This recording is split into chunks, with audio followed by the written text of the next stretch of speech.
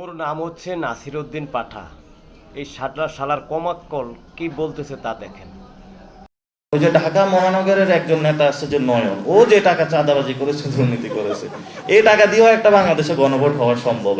গণভোটের জন্য নাকি বিএনপির থেকে একটি দাবি উত্থাপন করা হয়েছে যে এটাতে নাকি অনেক টাকা খরচ হবে। এই গণ অভ্যুত্থানের পরে বিএনপির একটা গডফাদার, একটা আসনের একটা লোক যে চাঁদাবাজি করেছে, ওই টাকা দিয়েই তো গণভোট আয়োজন করা যায় বাংলাদেশে।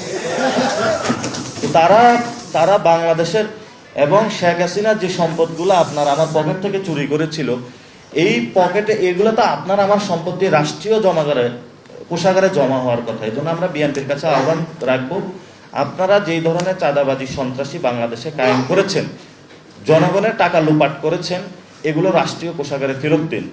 আর যদি টাকার প্রশ্ন আসে একটা গণভোট আয়োজন করতে, যে টাকা যাবে এটা আপনাদের একটা আসনে, এবং ওই যে ঢাকা মহানগরের একজন নেতা আছে যে নয়ন, ও যে টাকা চাঁদাবাজি করেছে, এই টাকা দিয়েও একটা বাংলাদেশে গণভোট হওয়া সম্ভব। মিডিয়ার সামনে আরেকটা হলো যে আমরা ওনাদেরকে এই পাঠায় কমাক্কলের ঘরের কমাক্কল এত বড় সাহস কোথা থেকে পায়?